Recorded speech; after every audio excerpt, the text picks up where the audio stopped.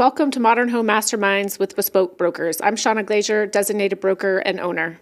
And I'm Brittainy Williamson, associate broker with Bespoke Real Estate. Shawna and I are Bespoke Real Estate, and we're also your guides to modern luxury across the entire state of Arizona. Each week, we chat with masterminds shaping the modern spaces. Do you want to get a behind-the-scenes look at your design-build team's processes? Well, open communication and teamwork will lead you to a successful project. From architects to builders, designers, and more, let's explore the art of modern living together. All right, welcome back, listeners. Are you a Frank Lloyd Wright fan? If so, I think you're going to love today's guest, architect Erik Peterson. That's right. Erik is the president and owner of PHX Architecture. He started his career at Frank Lloyd Wright's firm, Taliesin Architects, and is a part of the Frank Lloyd Wright Conservancy and serves on the Frank Lloyd Wright Foundation's Board of Governors. Erik's fully licensed in nearly a dozen states and has a certification that basically gives him reciprocity in all the others. He has one office based right here in Scottsdale and then another in Beverly Hills. He specializes in lifestyle design, including luxury, bespoke residential homes, golf clubs, boutique resorts, and distinctive dining. His award-winning designs have been featured in publications like Architectural Digest, Interiors Magazine, Lux Magazine, and the Wall Street Journal, just to name a few. Wow, welcome. Thanks for having me. That is an impressive resume. Thanks for coming back. Yeah, great. Thanks. Glad to be here. All right, let's start at the beginning, though. Sure. Tell us about how you got into architecture and maybe what it was like to start your career at Taliesin. Yeah, sure. Well, I was lucky enough to be born and raised in Chicago, Illinois, and that is the greatest place for architects, I think, to be raised. It's I think, the greatest city in the country for architecture. And it really all started in a grade school trip to Frank Lloyd Wright's home and studio in Oak Park, Illinois. And I walked into that house as a young, fifth grader. And, I think the one room that really stuck out to me was the playroom, which is in the upper level. And it has a barrel vaulted ceiling with amazing stained glass windows. And I walked into there and the hair stood on end on my arms and the back of my neck. And I was like, oh my God, I want to do this type of work. And, I'd never known what an architect was or anything. And so that was really the start of it. And from that moment, I really wanted to become an architect. And I started watching This Old House on PBS. I remember that show. Yeah. My dad and I used to watch it all the time. And I used to look and see who the architect was and how they would remodel that home and work on little graph paper pieces. And that really kind of got me all started.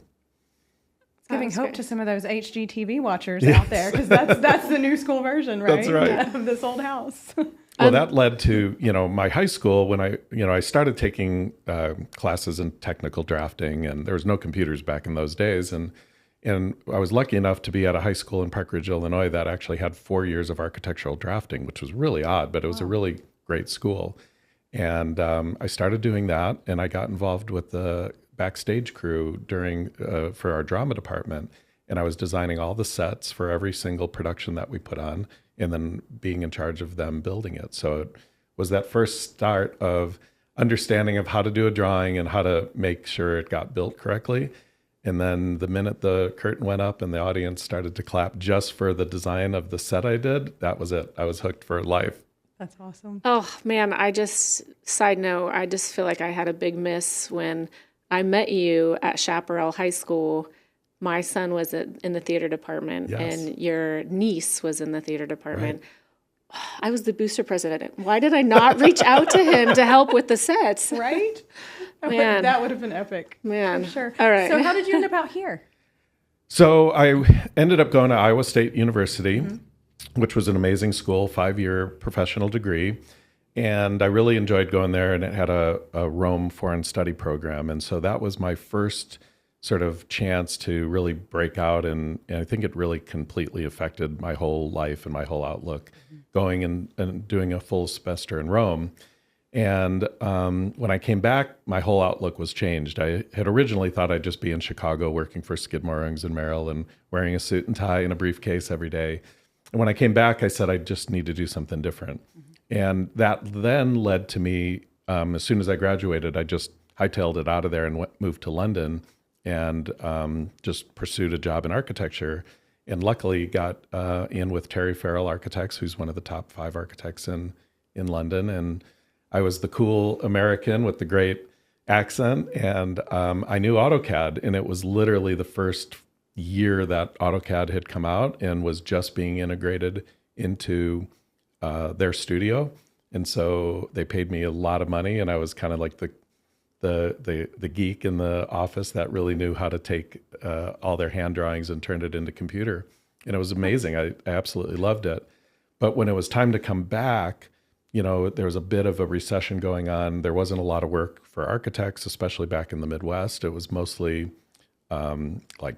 Medicare type facilities, hospitals, and old age living. And I was like, no way am I doing that for my career. Mm-hmm. And I looked to Forbes magazine, who had the top 5 states of growth, and Arizona was one of those states. The others were Texas, Georgia, Florida. I was like, no way am I moving to those states. And sure enough, Arizona State University had a master's degree program in architecture. And I said, you know what, let's just take a chance and do that. And I came out here, got accepted to the program back in '94. And that really paved the way for my whole career path in that one moment. Okay. And then with Taliesin Architects? So the first day that I started at ASU, I met with a professor named Jack Peterson, which was a crazy coincidence. No relation, but an amazing man, an architect, and very well respected here in the state. And he set up my whole program for me at ASU for the master's program. And at the end of us just discussing how this whole thing was going to roll out, I said, oh, and if you could help me get a job somewhere, I kind of am looking for a job and introductions. I don't know anybody here. And he goes, well, that's easy. I work at Taliesin Architects, so I'll just give you the summer internship. And I was like, wait a minute, Frank Lloyd Wright's studio? Yeah. And he's like, yeah. He's like, you could just come work for me there. Wow. And that was it. I mean, I was just blown away. Just totally fell into it just by chance. By asking. You obviously had the education, though. Yeah, so. The education, and you were just a go-getter. I mean, just even researching where the growth was and where to, that's amazing. It is, for sure. So what was it like working at Taliesin?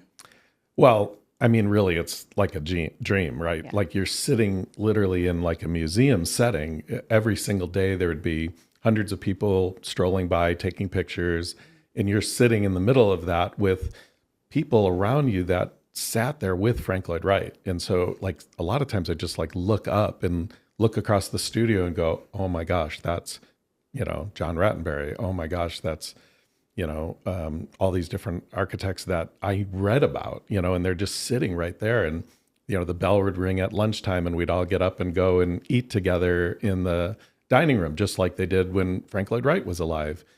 And they'd all talk about him almost as if he was still alive. So it was just the most magical time in my life. I mean, I just couldn't even believe that I was there and that was happening to me. And we were working on original Frank Lloyd Wright projects that were unrealized. Mm-hmm. Which projects?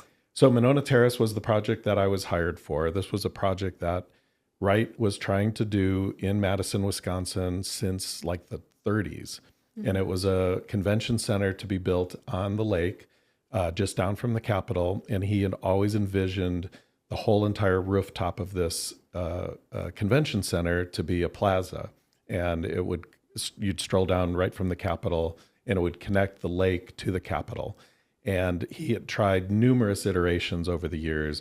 Every single time it failed, he would change it up. He would try it with a new administration, and it just never got done. And then eventually, Mr. Wright died. So it was then resurrected by the new governor of the state, and he had hired Taliesin Architects to do it, but it had to be done in a fashion that was certainly affordable. And now you have to meet ADA code and all of the other codes. So what we had to do is look at all the drawings and everything that Frank Lloyd Wright had done over the years and put it into the context of what could be built today. Mm-hmm.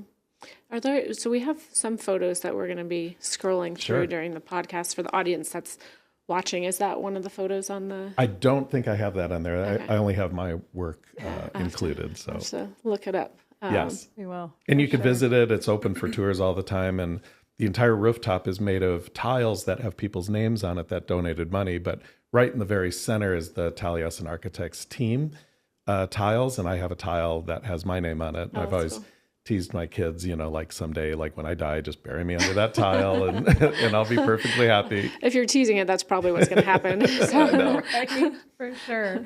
So you kind of started off working on both residential and commercial projects. Obviously at Taliesin, that was a big commercial project that they were working on. And you have since gone on to do a lot of golf courses or clubhouses for golf courses and things like that. How did you get into that sort of niche? Because that is kind of a niche in and of itself. Yes. So interestingly, all of these things weave together. So all of the major golf club developments that were in Arizona at the time were master planned by Taliesin Architects. So Lyle Anderson, who's like the king of the golf course developments, came and said, I'm going to do Desert Highlands. So he purchases the land, and then he hires Taliesin to do the master planning because they were known as the most environmentally sensitive. But Lyle also at the time had a vision to build the San Marcos in the Desert Hotel just at the base of Pinnacle Peak. And he needed to hire Taliesin Architects to do that project. And this is the project that Mr. Chandler had hired Frank Lloyd Wright to do just after the Biltmore Hotel project. So it's really exciting that this was going to be sort of the plan here, and it ultimately never happened. And they just ended up doing a golf clubhouse and hired Jack Nicklaus to do the golf course. And then after that, the next project that he did was Desert Mountain, and hired Taliesin Architects to master plan Desert Mountain. And while I was at Taliesin, there was another architect there that was an apprentice that came from China named Bing Hu. And during the time that I was there, I got to know Bing, and then Bing left Taliesin to go start his own firm. And a bunch of the apprentices that were working there at the time also went to work for Desert Mountain to run their development operations. And that led them to hiring Bing to do the first clubhouse.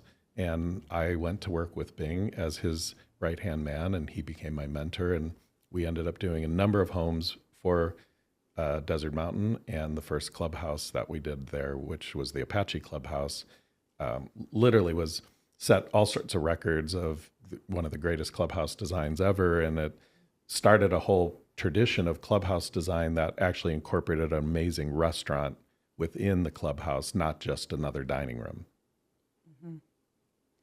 Yeah, Desert Mountain is definitely special. My father-in-law has been up there since like 93 and lives right across from Apache Clubhouse. Oh my gosh, amazing. Can we go to tour Apache Wash House? We can go tour it anytime you want. Yes. Now I have to see it. We have dinner there. That's amazing steakhouse. Yeah. What about your expansion into Beverly Hills? I'm curious about that. So I eventually left Bing after 7 years, became licensed, and started my own firm in 2002, and grew that to be a 30-person firm and doing golf clubs, boutique hotels, and custom residential. And over 20 years of having that business, we became one of the, most reputable firms in the Arizona market. But it never really moved past that. It never, Arizona is kind of an interesting place, even though we're one of the top 5 cities in the United States. It really hasn't gained the respect of other cities like Los Angeles and New York and Chicago. And as we started getting published more and more, they were mostly local, but every time I'd reached out to a national or international magazine to publish our work, they kind of said, well, you're Phoenix, and that's kind of a nice city, but nobody really cares. And it really stuck with me. It really bothered me that, there's such great architects and great architecture happening here, but why is nobody else interested in it? And as I started to pursue that, they kept saying, well, you kind of have to make it in a different city, to be relevant. And it kind of bothered me for a bit. It stirred with me that, well, why can't you be relevant in this city? And as I was approaching turning 50, kind of wondering, is there another next step in my life? Is there another push, or am I good just sort of coasting where I'm at here? And I really felt like it just kept telling me, you need to do something. You need to see if you could be relevant in a city like LA, which is a pretty intimidating place to decide that little old me could just kind of go there and become something. And I considered it a challenge, and I said, you know what, I think I'm going to try this, and brought in all the right people to surround me and make it something that was going to be a worthwhile endeavor, and took the big leap of faith and did it. Yeah, and it's going successful. Yeah, I've been there now 6 years, and which I can't even believe. It's been unbelievable change. I was super intimidated about doing that, thinking that it was going to be a much more harsh environment and a difficult way for somebody like me coming from here to transition into it. And I found it to be completely the opposite.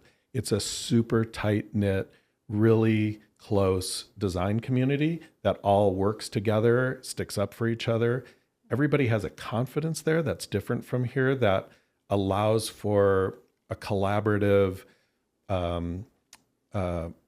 communication between professionals that's so awesome, because we all take care of each other and we all look out for each other. And it's just been an unbelievable leap for us to move into that market. How much time do you spend? So I'm there every Thursday. I fly in. This has been happening now for 5 years, going there once a week. I've got 4 people in our office over there. And so I fly in the morning at 7 a.m., fly back at 7 p.m. Super quick, 50-minute Southwest flight.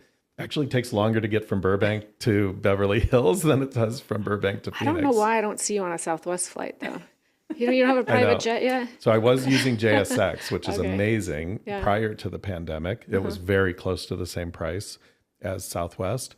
But after the pandemic, they jumped their price like double, and Southwest went to half their price. Yeah. And most of the time, it's the Southwest flights are half full, so it does feel a little bit like my private jet. Yeah. That's great. I love it. Well, we do have some photos of some of the Yeah. projects that you brought or that you had sent to us. The beginning is some photos of the Biltmore. Yeah. And I know we were talking a little bit about the Biltmore before we started this podcast. Yes. And you had some behind the scenes drama for us. So Yeah. Which if you people, can- yeah. Yeah, I think people would be really interested to kind of know, because a lot of people say, oh, Frank Lloyd Wright designed the Biltmore, or was inspired by him. Yes. What's the story there? So Then we'll go into your projects, yes. of course. So the Biltmore is an amazing resort. It's iconic in the city of Phoenix, and it's really an amazing piece of architecture. And when I came out here, I was just totally enamored with it. Of course, like most people, we all think Frank Lloyd Wright designed it. And it's talked about a lot that, it's a Frank Lloyd Wright project. Well, in fact, it's Albert Chase MacArthur. He was the original architect. And the history behind him is that he goes back to being an employee of Frank Lloyd Wright's and worked in his Oak Park studio in Chicago, back when that studio was in play. And matter of fact, Frank Lloyd Wright had designed Albert Chase MacArthur's father's house in Oak Park. So that's where the connection comes. Okay. Well, the Chase MacArthur family, they were developers in Phoenix. And so after Albert leaves Frank Lloyd Wright's firm and comes back and is working with his family on development projects, the Biltmore comes up as the first big project that Albert's going to design. And at the time, he learns that Frank Lloyd Wright, who had an affair and left his wife and was losing his home in studio, was losing Taliesin in Wisconsin, had left for California and was living with his mistress, and was in financial trouble. A lot of scandal. No, big scandal. Scandal. And there's no social media back then to spread it around either. Or the Inquirer, but he would have been somebody on the front page of the Inquirer at the time. Yeah. And so Albert knew about this and offered up an opportunity to help him and say, come to Phoenix and help me with this hotel project, and I could pay you and I could put you up in a home. So Wright, of course, sees an opportunity and takes that and comes here and helps him. And Wright had a little secret that he had developed this concrete block method of construction, and Albert wanted that. And so in having Frank Lloyd Wright come and do this project, he was able to gain the knowledge of how to do this method of construction. And Wright leads him on to believe that he actually owns the patent on this, which he actually didn't. And he even writes a letter that sells him the rights to use the project, and Wright gets a little bit of money for this project. Oh my goodness. But ultimately there's a conflict. Wright's ego gets in the way. Nobody's really listening to him the way he wants it to be. And he ultimately leaves after he gets some of the money and he gets back on his feet and he decides that he's going to go work for Mr. Chandler and do San Marcos in the Desert, which is going to be a better hotel than the Biltmore, and leaves Albert to work on the Biltmore on his own. And the Biltmore was built and is still here, and the San Marcos in the Desert never got built. So the Depression happens right in the middle of all of that, and everything fails. All the projects that Mr. Chandler had Wright working on don't go forward, and Wright's finding himself in a problem spot all over again. Oh my goodness, so interesting. So what are some of the things that you helped to, I'm assuming you did some renovation at the Biltmore? Yeah, so over my 20 years of working, we were brought to interview at least 3 times to remodel the Biltmore with all the different owners that have been there before. And obviously I always went in saying how much I love Frank Lloyd Wright and how much I respect the property, and how much I want to be a great steward to taking it through the remodel. And every developer or every owner of these hotels wanted nothing to do with that. They just wanted to do whatever they wanted to do to make their money and just do the quickest remodel they could. So we never got the job until the most recent owner, Blackstone, purchased it. I went in again with my whole stick, and they were like, that's it. That's exactly what we want. You have the right energy and the right attitude of what we want to do. Yeah. And then they hired us, which was actually the greatest one because they did put the most amount of money into it. It started at about a $70 million budget for the work that we were going to do. And they asked me to go big, to do something really grand and amazing. And that was really exciting because, for me to end, at this point in my career, to do something that was tied to Frank Lloyd Wright was a really great bookend for how I started in architecture and leave a real mark on such an iconic place in the city of Phoenix. So I thought it was really a great opportunity. And then COVID hits right when we start construction, which adds even a better opportunity because they were able to funnel more funds for other projects that didn't happen across the country to the Biltmore because we had already got greenlit to move. Oh, wow. So the budget goes from like 75 million to over 100 million. And all of the design ideas that we had in place actually all happen all at once. And we're able to touch not only restoration of the interior of the lobby back to something more suited to what Albert Chase MacArthur had originally. We were able to create a really amazing inspired bar outside that is really about today. And this is the Spire Bar, generated off of, what would Frank Lloyd Wright do today with all the things that we have as far as structural materials and lighting, and just something that's inspiring that, I've been there when people walk through the doors and they walk out to the space and their jaws drop and their eyes wide and they just go, oh my God, this is so cool. I mean, but it's also very comfortable and intimate. Have you been to this bar? It's really nice. Yeah. I love that story. Thanks. I love that you stayed true to like what you envisioned for Biltmore and what you envisioned the prior architects would have wanted, and kept telling the same story until the right owner heard what you were saying. So it's really, you have to stay true. Like if you go and do something and then you're frustrated the whole entire time working on it, it's not the best situation. And, every time I left and saw what the previous owner then ended up doing, I was discouraged by that. And so, I think if you just wait, the right opportunity is going to come. And then the nice thing was I was able to rip out all the things that these other hotel owners had done and do it the right way. And whenever you do something that's kind of a historic remodel, you don't ever copy anything. You're meant to do something that shows what is being done that's new. But it could be certainly inspired by what was there previous. So we wanted to make sure that we showed something that was certainly very new, but that felt very much in line with what they would have envisioned if they were alive today. Well done. Thanks. Yes.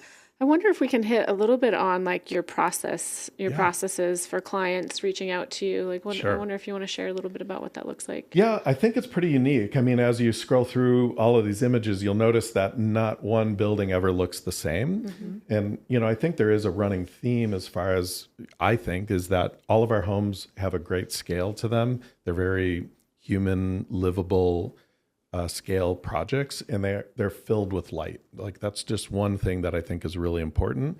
I had a client tell me once they had a 10,000 square foot home and their friends had a 10,000 square foot home, and I did not design their friend's house. And their friends would always want to come over to their house, and they'd come in and say, your house just feels so cozy, but they're the exact same square feet. We don't understand that. And luckily enough, I have great clients that said, well, you didn't hire our architect.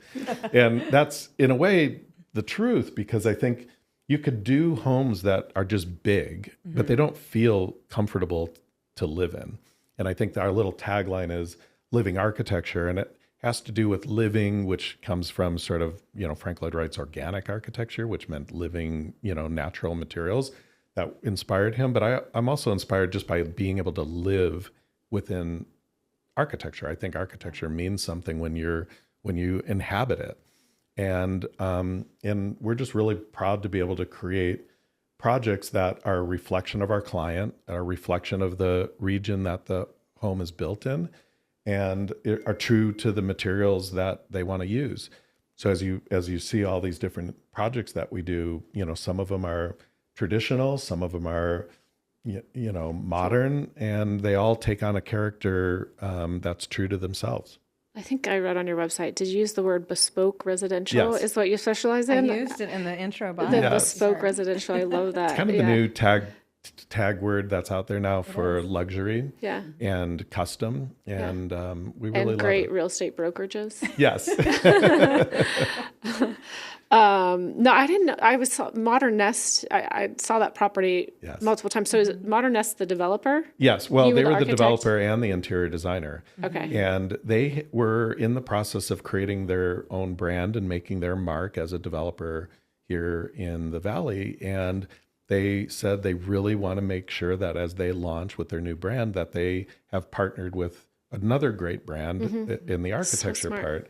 And so they brought us, and I was very honored for them to have chosen us to be their first partner. And they launched with that one house, their English country house, and it was a huge success. I mean, it sold for one of the highest prices, and it's just been something that multiple people constantly contact them and us saying that they absolutely love.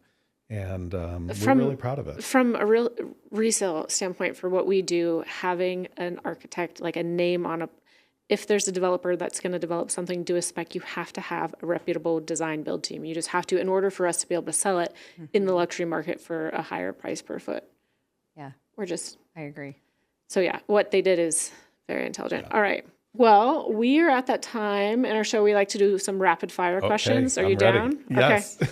All right. What is one word your friends would use to describe you? One word. Fun. Fun?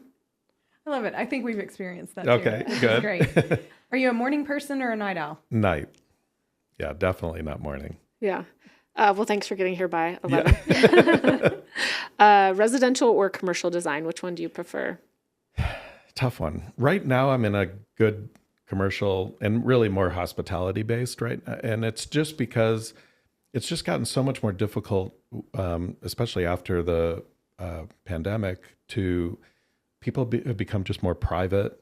And so when you spend so much time designing a home, which gets very emotional and very much personal in people's lives, they tend to be more private at the end. So you spend 3 years designing a home, and then if they don't want it published and they don't want it to be photographed, you sort of don't have anything left. And with a resort, they hire you because of your reputation and your name. They trust you and they allow you to do what you're allowed to do, but it happens very fast. They know what they need to pay you. That's not in question. They know that you're the expert and you're going to do the work, and they want it to move really fast. And then when it's done, not only do you get to go there and see it in use and use it yourself, but they want it published, they want it photographed, they want it winning awards. And so that is all really exciting for me, and I'm really enjoying that aspect of the work. And it's enjoyed over and over again by people around the world or Right. around the country. Yeah, that's a good perspective. Phoenix or LA? Oh, Well, Phoenix is home, right? But LA is super exciting for me right now. So I'm really psyched about what we're doing there and the energy that it's given me in my plus 50 age. Yeah. That I've sort of got a new lease on life. I've got some new energy, and certainly now with the tragedy of the fires, I think there's a new opportunity for architects to really make a mark on what the new LA is going to look like, rising out of this. I like that. All right. Best piece of advice you've ever been given? To listen. A lot of architects like to talk, and they tend to talk over their clients, but our whole career, has really been based on the ability to stop and listen and let the clients talk and really understand what they're trying to get at. And that, I think, has produced the best architecture for us. Listen. Yeah. Very cool. Well, Erik, thank you so much for being on our show today. My We are pleasure. going to post in our show notes how to reach you, but if you want to tell our listeners your website or social handles, whatever you want to share with us. Yeah, sure. Well, they're all pretty much the same, but our website is phxarch.com. Easy enough. Awesome. All right. Well, that's it for today's episode of Modern Home Mastermind. If you've enjoyed the show, please subscribe, like, and rate. Thanks to our guest for sharing his insights, and to you, our listeners, thanks for learning about everything modern with us. And if you're ready to take the next step in your real estate journey, please reach out to us at Bespoke Real Estate. And until next time, keep living, loving everything modern.